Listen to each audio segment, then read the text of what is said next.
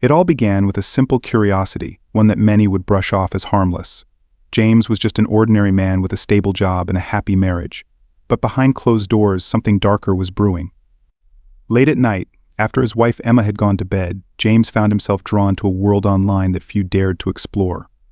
A secret world where anonymous users shared disturbing rituals, dark symbols, and a sense of belonging to something far more sinister than anyone could imagine.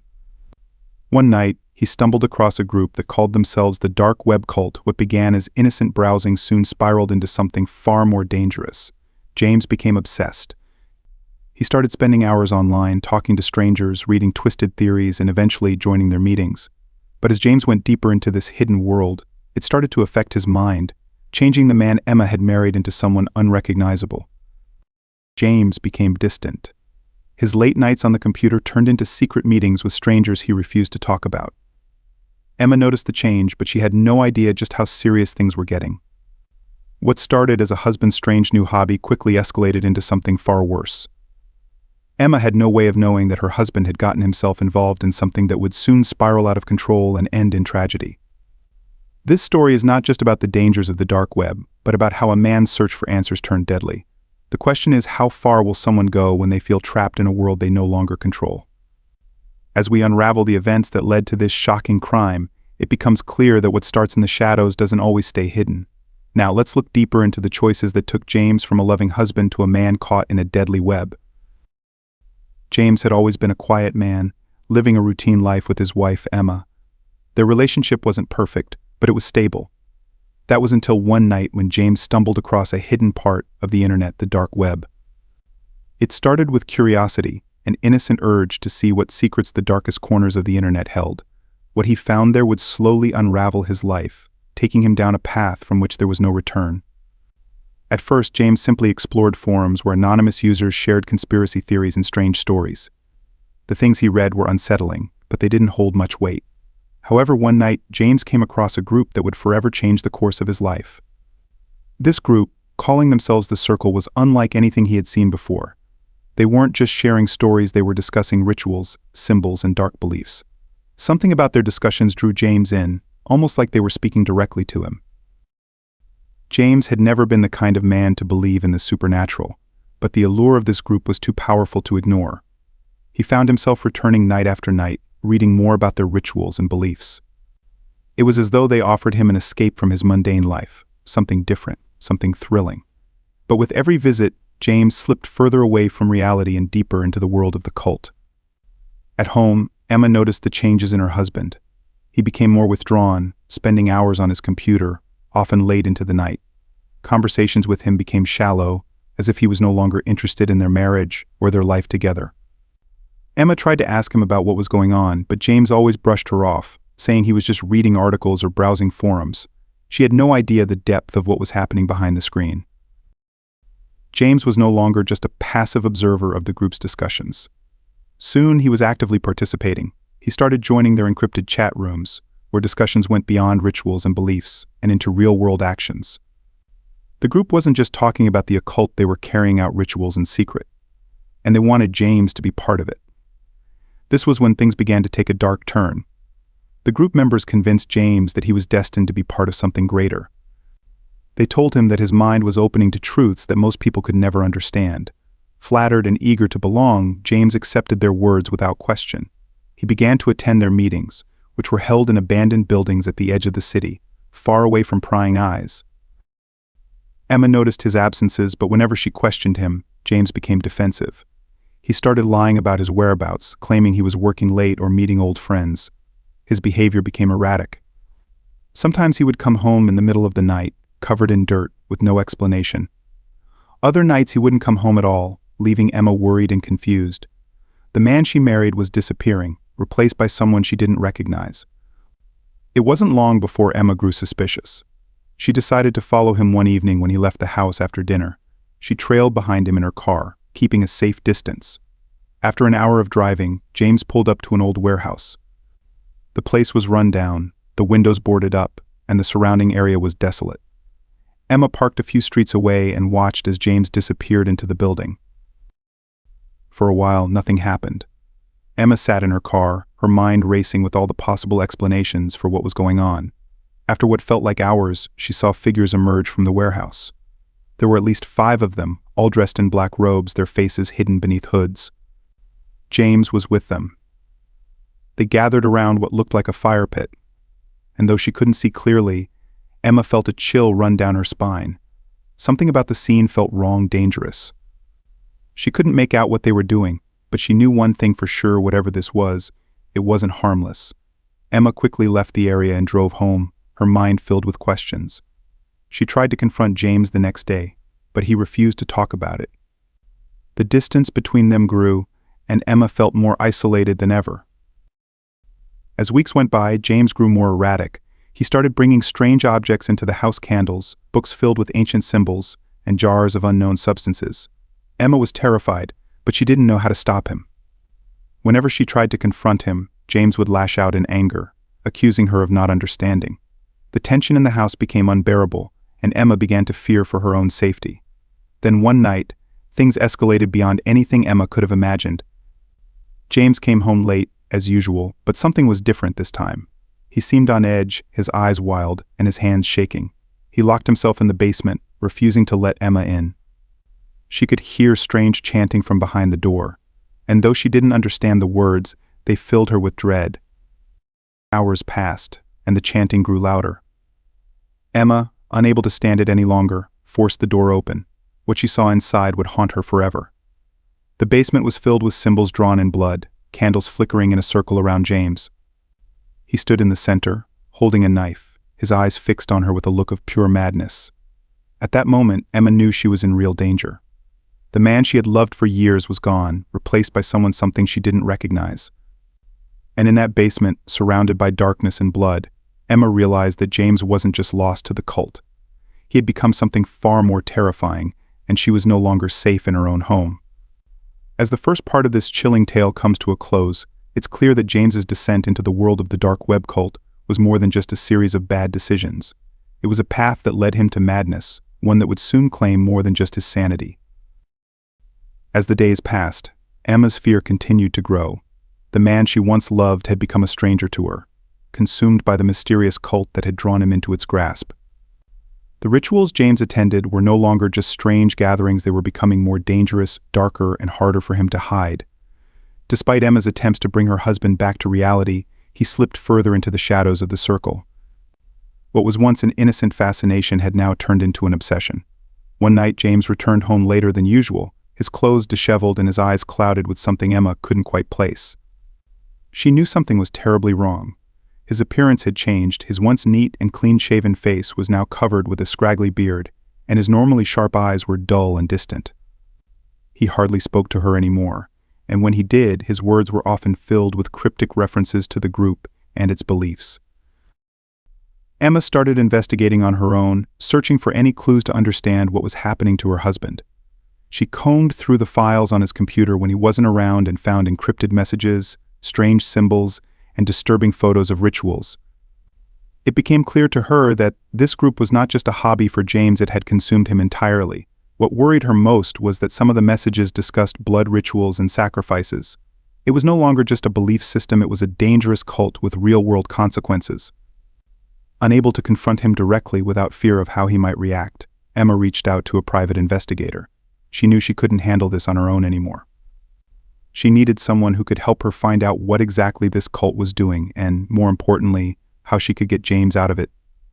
The investigator, a man named Mike, had years of experience with cases like this, and he promised Emma he would do everything he could to help. As Mike began his investigation, he followed James to one of the circle's secret gatherings. He took pictures from a distance, documenting the group's activities. The deeper he dug, the more horrifying the truth became. The circle wasn't just a group of people interested in dark rituals; they were involved in criminal activities. Mike uncovered evidence that members had been involved in disappearances, possibly even murders, though none of the bodies had been found. Emma was horrified when she learned of this. The thought that James could be involved in something so dark and violent was too much for her to bear. But Mike warned her that leaving the cult wasn't an option for people like James. Once they were in for life. If James tried to leave, the circle would come after him. Emma's only hope was to find a way to expose the cult and get James out before it was too late. One evening, Emma overheard James talking to someone on the phone. She could only make out bits and pieces of the conversation, but it was clear they were planning something big. The words sacrifice and ritual sent chills down her spine. She had to act fast. Emma knew she couldn't do this alone, so she confided in her best friend, Sarah, who had been by her side through thick and thin. Together, they decided to follow James the next time he left for a meeting. The night came sooner than expected. James left the house around midnight, and Emma and Sarah quietly followed in Sarah's car. They drove through the city until they reached the outskirts, where abandoned warehouses dotted the landscape. James pulled up to one of the larger buildings, its windows boarded up, and its walls covered in graffiti. Emma and Sarah parked a few blocks away, careful not to be seen. From the safety of their car, they watched as James entered the building. Inside, James met with the other members of the circle. They gathered around a large altar covered in symbols, chanting words Emma couldn't understand from where she was hiding. Mike had warned her that this group didn't just play around with rituals, they believed in them. They believed that their sacrifices would grant them power. Emma's heart pounded in her chest. She didn't know what they were planning, but she knew it couldn't be good. As the night wore on, Emma's worst fears began to come true. She and Sarah heard a commotion coming from inside the warehouse. Suddenly, the door burst open, and several robed figures dragged a man inside. Emma had no idea who he was, but it was clear that he wasn't part of the group. She watched in horror as the cult members tied him to the altar. This was no longer just a ritual, this was a human sacrifice. Emma knew she had to do something, but she was frozen in fear. The terror of what was happening in front of her was paralyzing. She could hardly breathe, let alone move. Sarah, sensing Emma's hesitation, grabbed her arm and whispered that they had to call the police. Emma hesitated for a moment, knowing that if they were caught, their lives could be in danger too. But they had no other choice. Sarah dialed 911, praying that the police would arrive in time to stop whatever was about to happen. Minutes felt like hours as they waited in the car, watching helplessly as the cult began its dark ritual. James stood among them, his face expressionless as the group chanted in unison. The robed figures raised their hands in unison, and Emma could see one of them holding a knife. Her heart raced as she realized they were moments away from taking a life. Finally, the sound of police sirens pierced the night. The cult members scattered like shadows, disappearing into the dark alleys surrounding the warehouse. James was one of the last to leave, his face twisted with confusion and fear as the police closed in. The officers stormed the building, rescuing the man who had been tied to the altar just in time. Emma and Sarah watched from a distance, shaken but relieved that the worst had been averted. But it wasn't over. The police arrested several members of the circle that night, including James. When they searched the warehouse, they found evidence of past rituals, bloodstains, weapons, and strange artifacts. It was clear that this wasn't the first time the circle had attempted something like this, and it wouldn't have been the last if Emma hadn't acted when she did. James was taken into custody, his face blank as he was led away in handcuffs. Emma couldn't believe what had happened. The man she had once loved was now a stranger, lost to a world of darkness and violence. She had saved an innocent man's life, but in doing so, she had lost her husband forever. There was no going back now.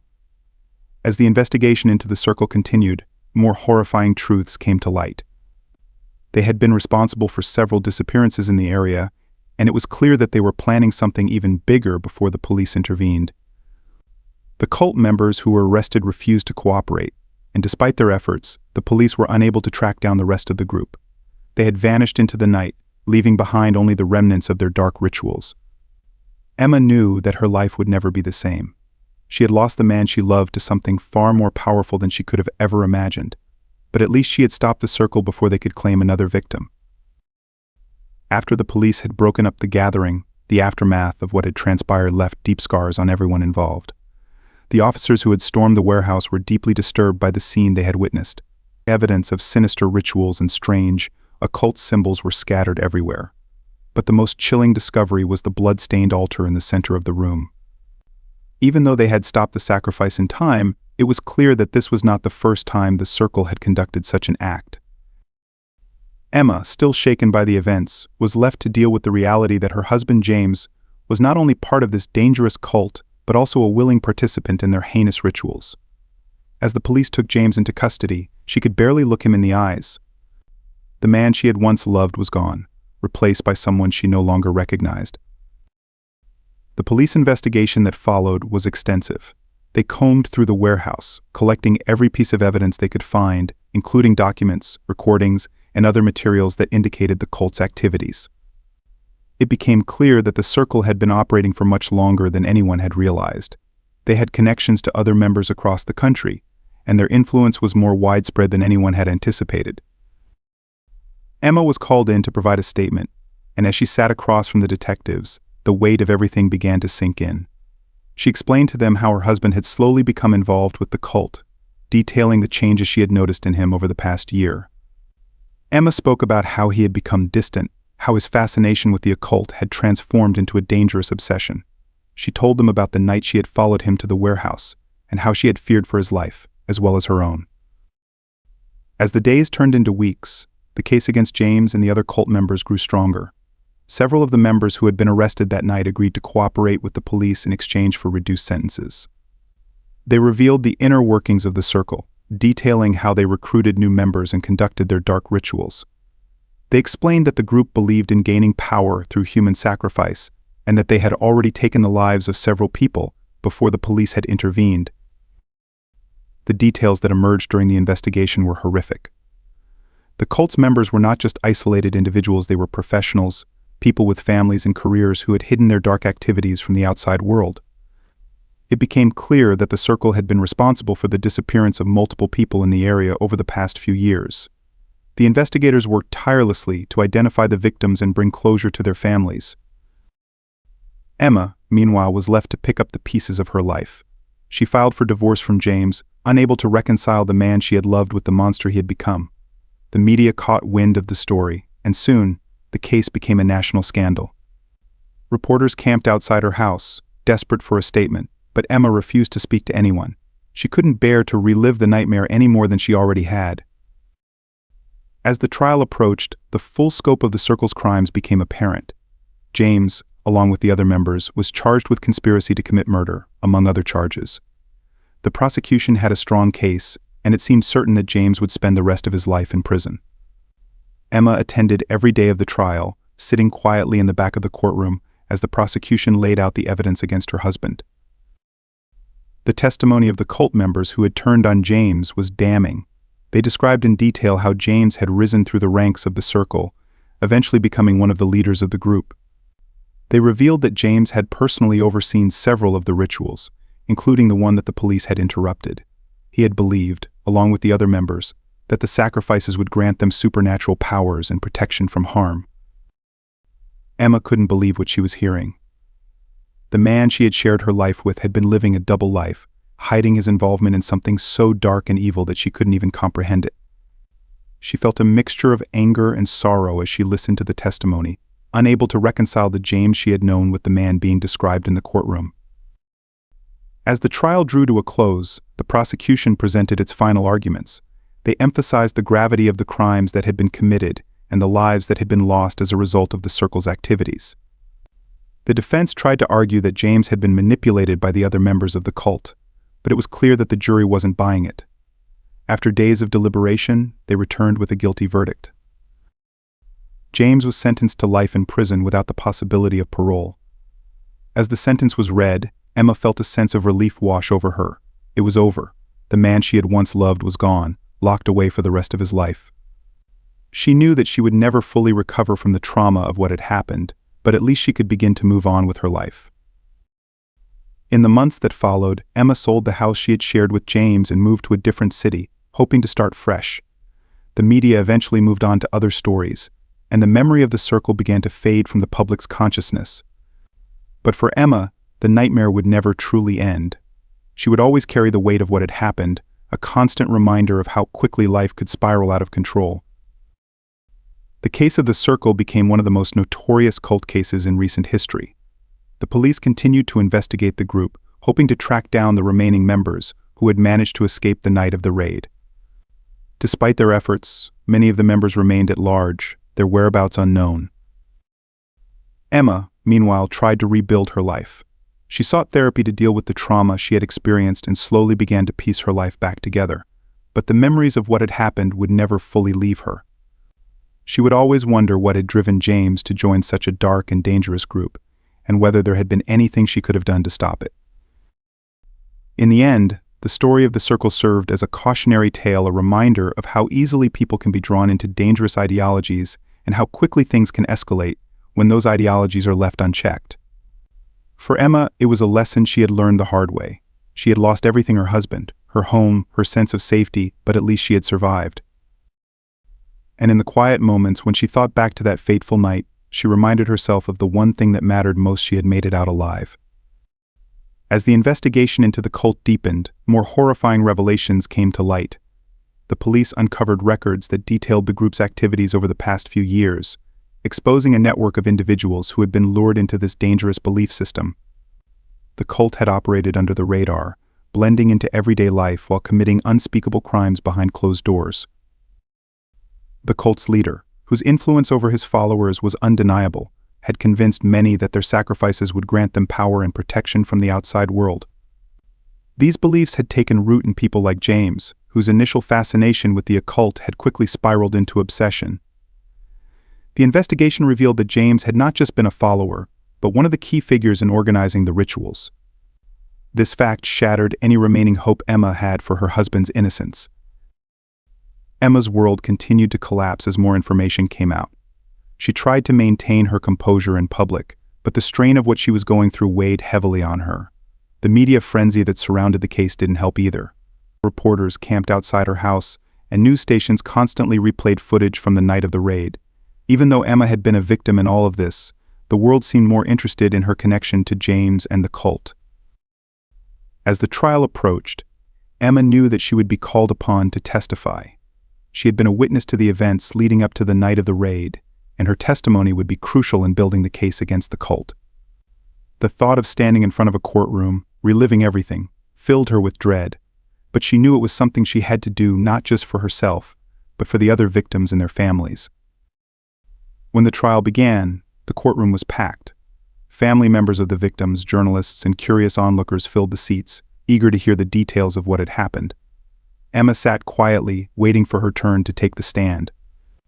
The prosecution laid out its case methodically, presenting evidence that left little doubt about the cult's activities.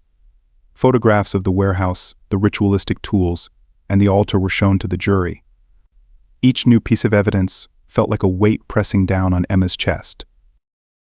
When it was her turn to testify, Emma walked to the stand, her hands trembling slightly. She had spent weeks preparing for this moment, but nothing could have fully prepared her for the reality of facing the courtroom. She answered the prosecution's questions as calmly as she could, detailing her husband's descent into the cult and the events that had led her to follow him that fateful night. As she spoke, she avoided looking at James, who sat at the defense table with the other cult members. The defense tried to paint James as a victim of manipulation, someone who had been drawn into the cult against his will. They argued that he had been brainwashed, that he wasn't fully responsible for his actions. But Emma knew better. She had seen the change in him, the way his fascination with the occult had consumed him. James had made his own choices, and those choices had led to unimaginable pain and suffering.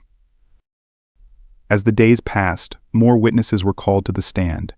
Some were former members of the cult who had managed to escape its grasp, while others were experts in criminal psychology, explaining how individuals like James could become so deeply entrenched in such dangerous beliefs.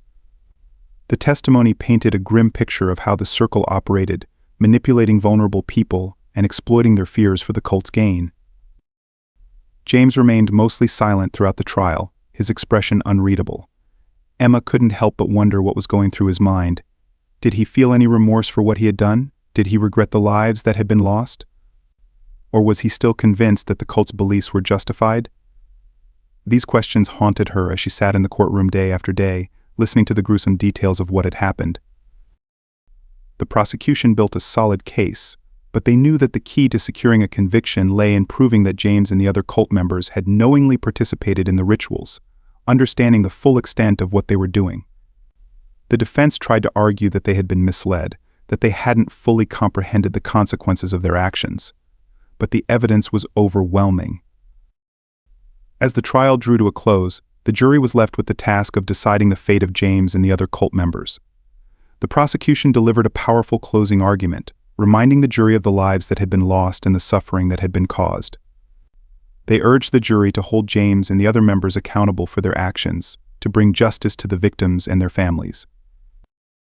Emma sat in the courtroom, her heart pounding as the jury filed back in after hours of deliberation.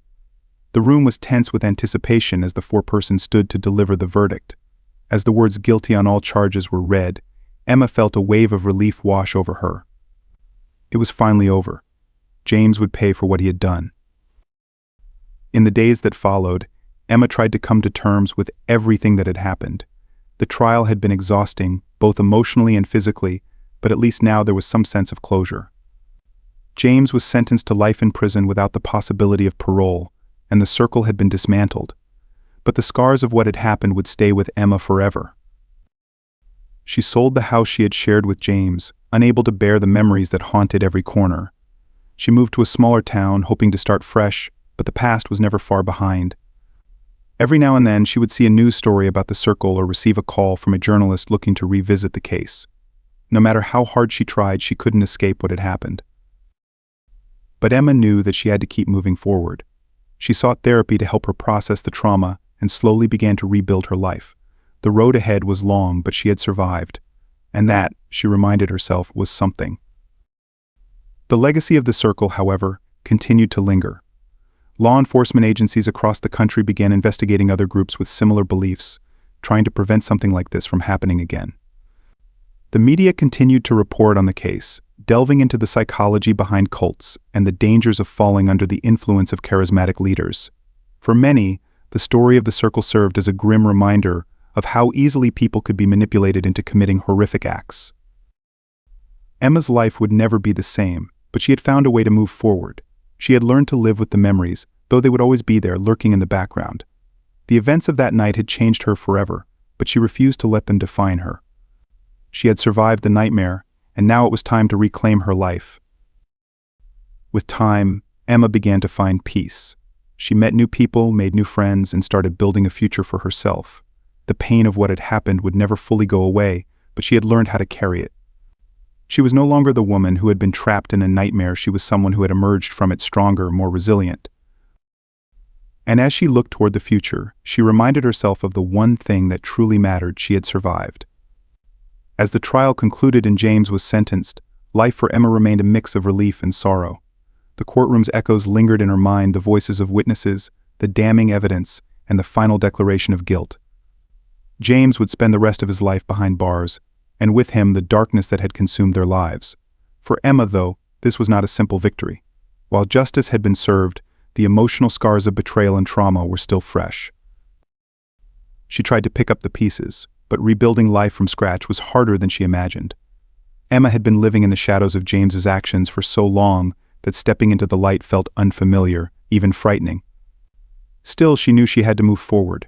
She sold their home, the place where her marriage had crumbled, and relocated to a quieter, more remote part of the country, hoping the physical distance would help her escape the memories. However, despite the miles she put between herself and the past, Emma found it impossible to completely outrun the emotional weight. Friends and family did their best to support her, but their comfort could only go so far. The constant media attention was another burden. News outlets were still reporting on the circle, with interviews, documentaries, and articles analyzing the cult's bizarre rituals and the psychology of its members. Every mention of the case dragged Emma back into the nightmare she desperately wanted to leave behind.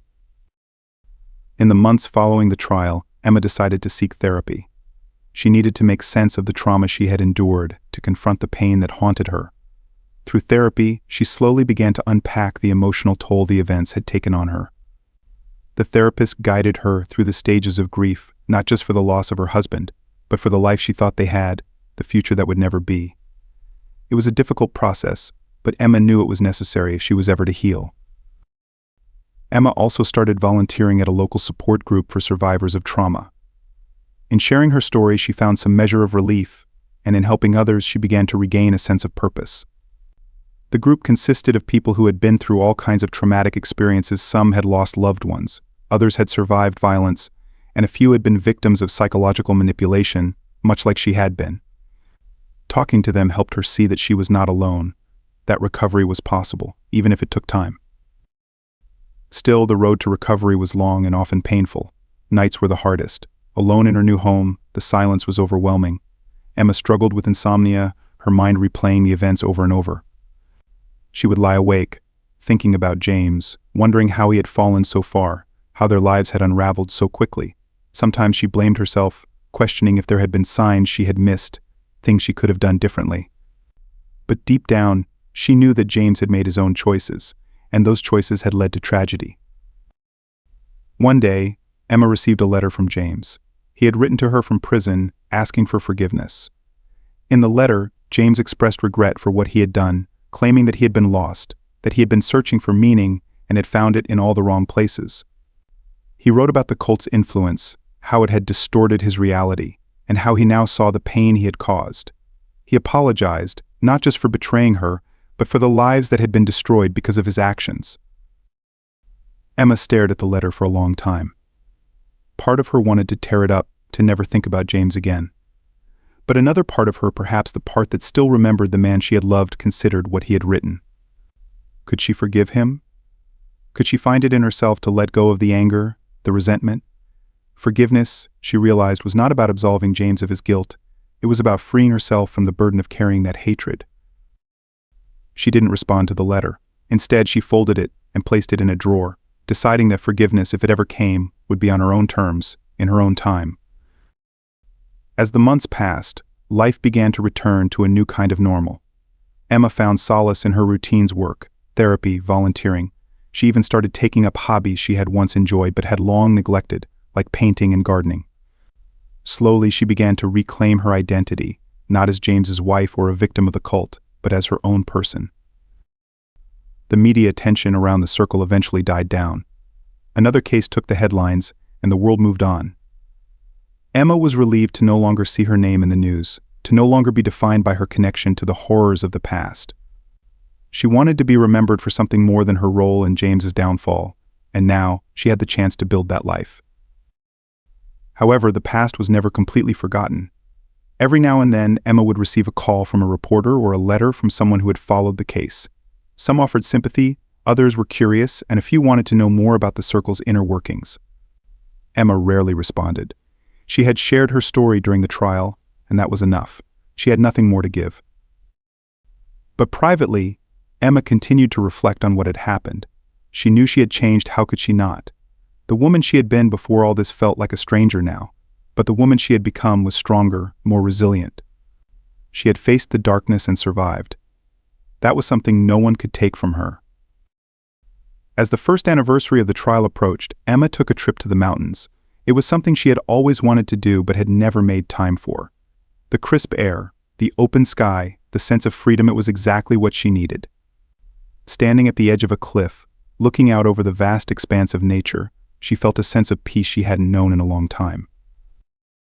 She thought about James, about the choices he had made, and about the person she had been when she first met him. There was no denying that his actions had changed her life forever. But standing there, in that moment, she realized something important: she was still standing. Despite everything that had happened, she had survived. She had found a way to move forward, to build a future for herself. And in the end, that was what mattered most.